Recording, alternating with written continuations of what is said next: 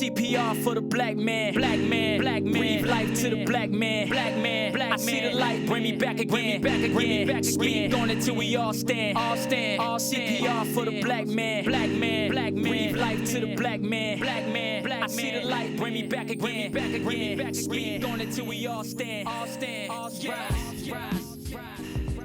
What's good, y'all? It's your boy Ashanti tuning in with us. Got my man Chelton in the house. This is the CPR podcast, breathing life into the black man, where we exist to equip, ignite, and empower black men to thrive emotionally, spiritually, economically, and physically. That's what we do. That's what we hear about, and we are glad that you tuned in. What's up with my man Chelton? How you feeling today, bro? Yo, I'm good. It's another episode. Always good to connect, to chat about some really important topics so all the brothers out there can live well and live effectively. So I'm glad to be here and glad to get started once again. Yeah, man, you know, we got a lot to cover, a lot to catch up on. Just so y'all know, I don't wear these to be cool. I got those transition lenses, so it's like once it's a little light outside of the head, it look like I'm always in sunglasses mode. But, you know, I like to clarify, because, you know, when you see dudes inside with sunglasses, you be like, homie, like, really? You're looking kind of a little extra, but this is out of my control, y'all. Those the blue lights, right? The blue light glasses. I don't know, dog. What's the blue light glasses, bro? Well, they had the protective, like it's a protective shield on it for, you know, with devices. These are just literally transition lenses. So like when the sun hits, they go in the faded mode.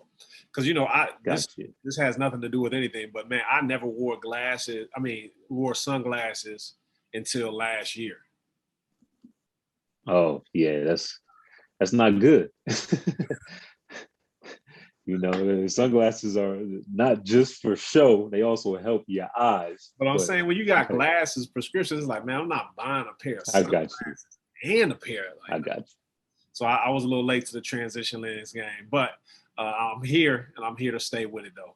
But man, bro, it's been dope. Life has been good. Life has had its ups and downs. It's, you know, all in between. But I was thinking the other day, it's just like, yo, and I'm gonna put this on you first. I ain't confessing nothing right now.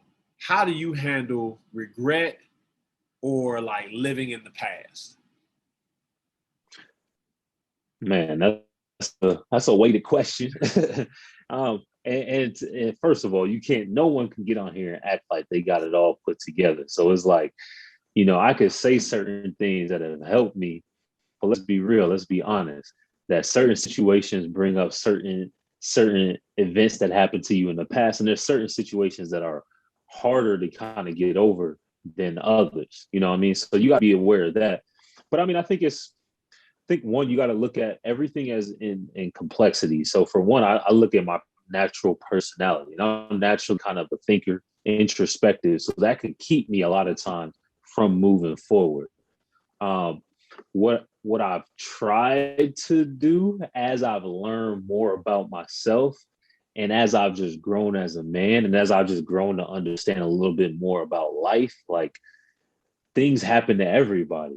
And so while it's good to be able to understand, or as best you can, what's happened to you, while it's good to know about your personality, what makes you tick, things like that, is also really important to remember. Life keeps going and you got to keep moving. And so for me, what have I done? I think it's been a combination, and this is taking years. So, and I'm not even where I want to be yet. But I think one of the main things that I have done is I do think it's important to look at your past, see kind of where you are right now. Yeah. So I have done that. But then I'm also hopefully bringing people around me. I got friends and things like that who can point me to, oh, okay, that's cool that you feel that way. That's bad that happened or whatnot. But you got to continually move forward. So I think it's a combination of myself also looking back and looking at different things, but then also having people around me as well, including my wife, who can say, well, that's cool, but we still got to keep moving forward. So it's a combination of those things. Yeah, when your wife says, you be like, come on, man, I ain't trying to, you ain't got to say it all like that. Why is it like that? You know what I'm saying? When our spouse or significant other throw it at us, we like, come on, why you coming to me like this? Man, so I was thinking, bro, like, you remember when you were younger, you used to have a dude who would come out and play ball, and it'd be that old school dude, be like, "Oh, young buck, I used to hit him like this. They couldn't stop me in high school." And then you'd be like, "Man, come on, man. The old school, them days over with, man. You know, you come out here, you gonna get washed up." And it's like, they start telling you their journey stories, and then they get out on the court, you smash them, and they like, "But you don't understand. If I'd have caught you when I was younger, I'd have done this to you." You just like, bro, like I found myself not in that same situation, but as I've gotten older, I found myself at times saying things like that to younger guys, not on court, but just in life, man. "Oh man, I remember this, and man, when I was this age, I used to," and it's like, "Oh snap, I don't want to turn into that dude." I don't want to turn into the dude like living in my past as if those were my glory days, which I think is real easy to happen, especially because culturally it's like the older you get, it's like, okay, you get older, and it's like, I feel like when you start to hit your 40s, if you haven't kind of hit your peak yet, then it's almost kind of like, okay, it's a wash. Like uh, there is no significant leap in life trajectory past 40 if you're not already stepping into your peak at that point. And so then you almost feel like you can feel at times like, okay, then I'm just going to, I by nature unintentionally then start to live in my past because I feel like my best days are behind me. So one of the things I've really had to wrestle through is recognizing like my best days aren't behind me. Those were amazing days, but just because I'm older does not mean that I don't have amazing days ahead of me. They just look differently, and I have to be intentional. I think sometimes when you're younger, you just kind of like, life is amazing just because it's life. And you know what I'm saying? You're discovering things. You don't even have to be making major moves. You just like, yo, I'm just living though. And so I've really had to take account of just saying, okay, like I'm not living looking back at my glory days. I'm actually living and looking back saying, oh man, I had a great time. But man, I'm looking forward saying, yo, I can't wait for what's coming next. And man, that's been a challenge, bro. It's been a challenge, dog. Yeah, I think what you said was key though. Like it is a challenge. But I think one of the keys you said is like basically it seems like it sums up in the word perspective. Yeah. Like so in the past maybe maybe you felt like it was glorious because you got all this energy, you still athlete, you don't got to stretch when you go to play ball, you don't like, and everything is new, like you said, like you leaving your parents' home for the first time, you seeing all this and all that, and everything is new. So it's like, this is so much fun. But now you get a little bit older, and then things, at the older you get, you start to see that life is challenging. And so, but the fight is, I think, for that perspective. That's what I'm learning too. The fight is that perspective. So maybe, the future might not look the same as it did in the past, in the sense of maybe I don't have maybe my skin don't look the way it used to, or my hairline ain't as close to my eyebrows as it used to. Don't talk about the hairline. but still, it doesn't mean that you can't have great things in store for your future, even at a later age. And I think that's one of the things we have to fight too, though, because our culture is very youth centric, and then and I just think if I just look through social media, if I look through the news, all of these actresses and athletes and everybody's trying to stay young. And it's like, you do know you can't fight the aging process. Like, that's just how it is. You can do different things to help, but you still are going to get old. Like, that's just how it is, hopefully. And so I think I think what I'm learning too is that as men, you got to realize too, if you want to live holistically, like what our mission is, you're really gonna have to fight against the culture, like the way everything's going. You kind of have to fight against that because you have to have a different mind and you have to have a different perspective about things. Yeah, man, it's crazy because I think you got the double whammy of just kind of like the culture at large, but then you have, I say, Black culture as well, and sometimes you feel like just an added pressure because you're like, as an African American male, I don't get as many chances, or as a Hispanic American, Black or brown, we don't get as many chances So we feel like if we didn't make it when we were young, again, this isn't the truth, but this is sometimes what can be felt, is that we feel like if we didn't make it when we were young, man, we definitely ain't gonna make it now. And so it's so funny. Like I try, sometimes you try, okay, you look at those things where it's like people who discovered themselves at 40 and then became these multimillionaires and all that. And then you're just looking like, okay, but I'm looking for somebody who looks like me. So that when I see it, it inspires me. And it's like, okay, I can actually do this. Like Vera Wang doesn't inspire me. I think she's an amazing designer, but it's like, you finding yourself at 40 as an Asian woman is like, that doesn't mean, oh, you know what, I can do it. Yeah, I mean, the one thing I will say though is nowadays it's easier than it's ever been before to do that. In the sense of, I just say that just simply because now with social media, with different things, like I've heard of people who've gotten it found, and like even like say comedians recently, like who weren't known at all during the pandemic, they were struggling, but then they just started making more and more videos, and then somebody found them. Next thing you know, they went viral, and in a matter of a week, they're like, man, they find themselves on Jimmy Kimmel or something, like it's just like, and so I think that while it can be challenging, like for people like us or whatnot, but I do believe right now is the time for that to happen, because there's just so much access, and there just takes literally a moment. And I think that's one of the things I've been kind of trying to really remember and keep in mind, is like, it just takes a moment. I just need to, whatever it is I sense that I'm supposed to be doing, I just need to keep going at it, keep doing it. Even if I don't like it, if it feels like it's not going like I want it, just keep doing it, because you never know what can happen and who could see you and whatever. And in a moment, it could just change everything. And so, what I will say is, right now more than ever, I do think you have the opportunity, because of the fact that there's just so many different outlets and things can change in like a blink of an eye, literally. Yeah. And it's interesting that you say that, because I think I have to, and then this is an Ashanti thing. Maybe some brothers can relate. It's like I have to be careful of the comparison, comparison drama. So it's like I have to be mindful even of what I look to for inspiration, because then I start comparing myself to them and where they are, and I'm like, it's too late. Or I start to say like this. I'm willing to own that it's a certain level of resentment, even though it's not hatred towards the people, but I can't. There's an element of resentment, or envy might be the better word.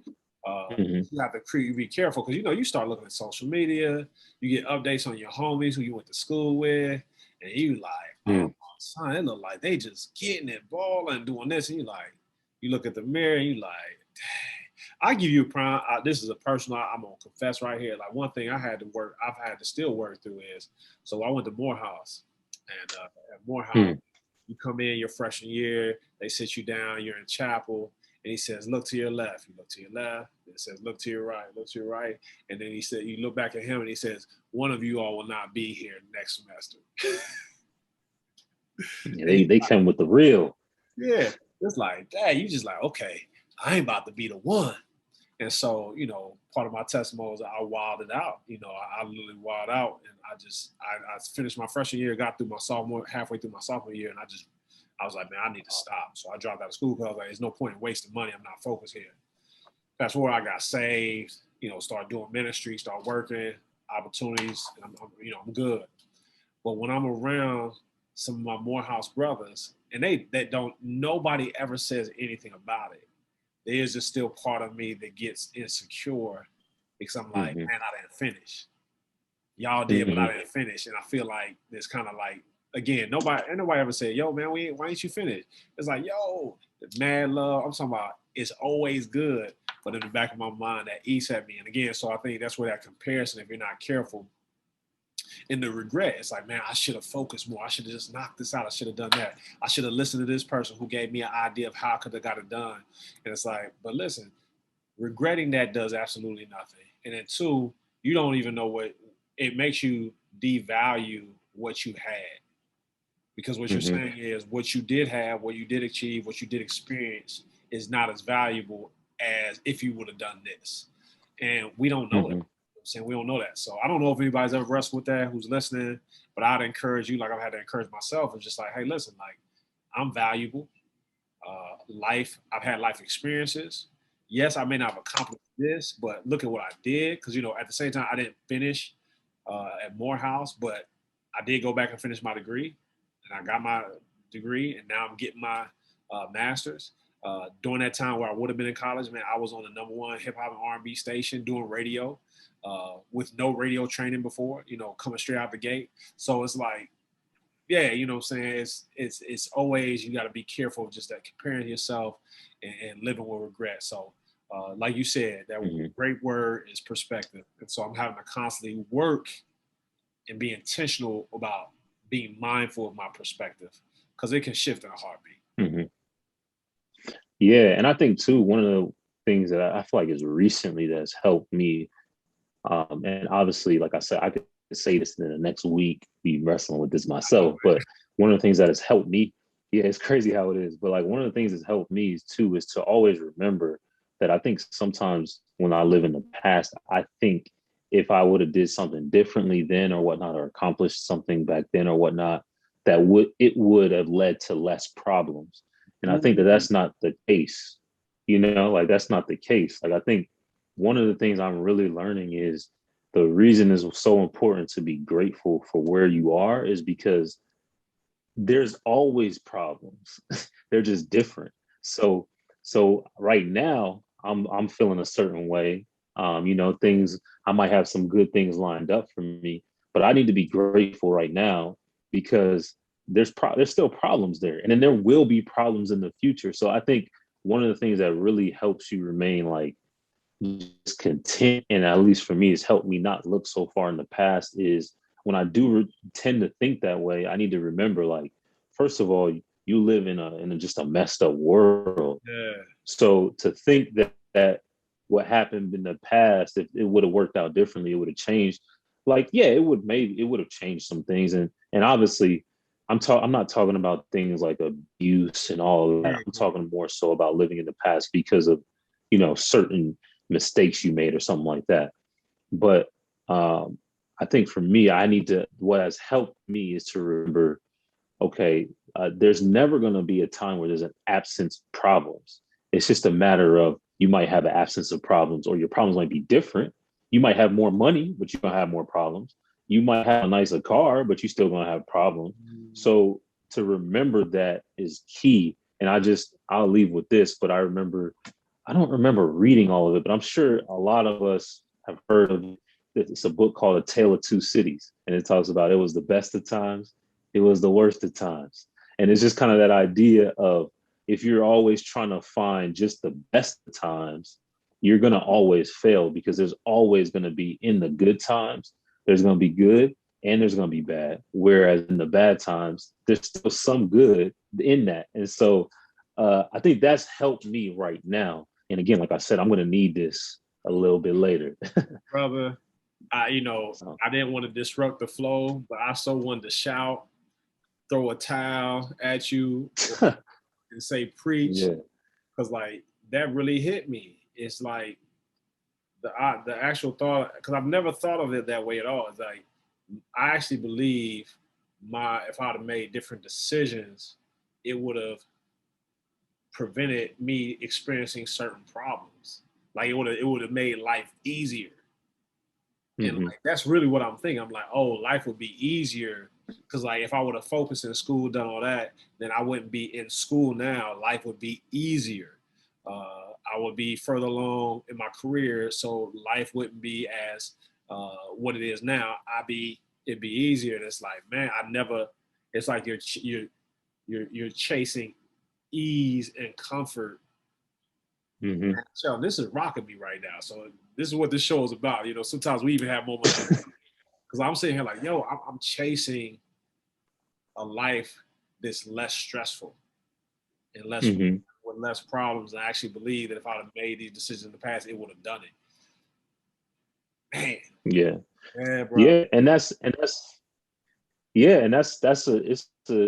think, if we as men too, like if we like I think if we can grow in understanding that, I think it helps us be less resentful and less bitter. Because it's like, okay, yeah, maybe if I made some money decisions that were bad in the past and it's affected where I'm at now, yeah, okay, there are things that I got to work through because I wasn't the wisest back then.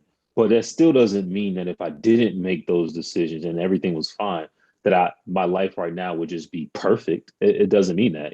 There'd be other issues, because maybe you have more money and you would have did something else differently. And so it's just you can go on, and it's just like, I'm not God. I don't know the future of every single decision or not, or decision that I don't make, what the consequences of that is. And so I think that's really helped me, is like taking a deep breath, is like, okay, there's these problems that I'm facing right now. Okay, well, let's see what I could do to kind of go forward in those.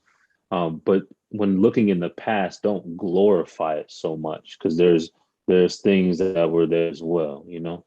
And so I would say to the fellas who are tuned in right now, we're not saying you don't enjoy those times. Like, man, I got memories that I celebrate. I think Mm-hmm. around the homies, we talking about stuff we used to do back in the day. We laugh. Oh, you remember that time, Shanti, we were talking, and he just fell asleep in the middle Exactly. of the like we had those moments, but that's different than when you're like, I'm living with this idea in the back of my head that my life would be better if I'd have made better decisions back then. And this is Mm-hmm. the catch. I think you kind of touched on it. The catch 22 is this: there's an aspect where, yeah, there's a chance there would be areas in your life that would be further along or more productive if you would have made different decisions. But one of my counselors said something to me. He was like, "You're living in this mindset of hindsight bias. Like, he's like, you're still Mm-hmm. from hindsight because you know now, but you made a decision with what information you had then, whether great or not great, so great. You made the decision with the information you had then. Of course, if you would have said, "Oh, Mm-hmm. this decision is going to for this decision right here financially," if I would have saved $400 a month starting at the age of 19 when I got my first job until the age of 30, I'd be a multi-millionaire after just letting it sit. If you would have told me that at Mm-hmm. 19, of course I would have done it. But I didn't know that. So when somebody said, "Hey man, you this type of money," so I'm like, man, I'm broke. I'm barely making it working at UPS. Like, I can't afford to set $400 of my Mm-hmm. $600 a month wages. You know what I'm saying? So Exactly. this hindsight bias, but man, it can be Mm-hmm. a train wreck. And I know for the guys who are out there who are living a train wreck right now because you're living under that pressure, man, join me in the battle, man. Join us in the battle of Mm-hmm. fighting against that, because it's getting us nowhere. I know my hindsight has never made me progress, made me a progressive. Like, it's not actually helped me move forward in any way. Mm-hmm. Yeah, exactly, man. And again, like you said, I think what is key, we want to act like we don't want to act like we just got it all together. It's like this is a battle that, as I mentioned, like it's certain things that could trigger certain responses, or certain things you see somebody else got that could just trigger it for you. But it's a fight to remember. Okay, let's remember this. And I heard one thing from this. He's like I guess you could say philosopher, theologian, or whatnot. But he once said, like, he's like, at this point in your life, you got to realize that you'll look, in the future, you'll look back to where you are today and be like, man, you were foolish. And it's just, what he's trying to say is, in that, is that if you always, every time you look back, you're going to be like, man, they should have did this, I should have did that. But that's because you have, as you mentioned, hindsight. Like, so it's like, that's just how it is. That's how it works. Yeah. And so accepting that, and then having other people too who can at least call you to that. So, and then remember, like you said, it's a battle, man. Like, that's more so than ever, it's a battle for us. Yeah, man. Well, fellas, bro, we in this journey as always. We know we want to push you towards a healthy, holistic lifestyle. We want to also push you towards the Lord, that you might seek Him, and as you seek Him, He'll give you what you need to navigate And man, we want you to connect, man. So hit us up, you know, be a part of the community. Hit us up. Let us know how you're doing. Let us know how we can be praying for you, how we can support you. Because again, this isn't a journey you do by yourself, but this is a journey you do in the unit. So holla at us. Hit us up via email. Hit us up on social media. Hit us up Twitter, Instagram, because we here and, you know, we got your back and we're going to support you all. It's the email address is cprpodcastshy@gmail.com. That's CPR podcast shy, CHI @gmail.com. And then, you know, you can find us on Twitter, Instagram, all those through CPR. Same thing. Yep. On Twitter, you can find us the same thing. CPR podcast shy. All right. Well, we love y'all. Keep living. Don't sweating on the past, but imagine a brighter future and make steps towards it. Because at the end of the day, there's still a lot of good life ahead of you, despite whatever's going on now and whatever went on in the past. It's not over yet, as long as we got breath in our lungs. You know what I'm saying? We got people who are looking for us in our house and outside our house who just need to see us move. We got to help them move. So that's our encouragement. That's our challenge. We love y'all. Holla at y'all next time. Peace. Peace. I see the light, bring me back again, Speak on it till we all stand, Yeah, pressure burst pipes, inside see depression rush strike. What we don't like, ignore till it bites. Yikes, we toss and turn all night, trying to fight the feeling while they write prescriptions. All we need is a conversation, huh? Let's explore all our understatements. Tussles with Satan, I struggle with patience. I live in the penthouse, it feel like a basement. The miseducation of living in America. I love her not. Should I marry her? Daddy just died, bury him. Who gon' carry us? Nass up to me, hard to see through the barriers. Black man, you can rise from the backhands. You ain't gotta tap dance just so you can stack grands. Right? Word life when the two came together. We had mad discussions that may last forever. CPR for the black man. Breathe life to the black man. I see the light, bring me back again. Speak on it till we all stand. All CPR for the black man. Breathe life to the black man. I see the light, bring me back again. Speak on it till we all stand. All rise.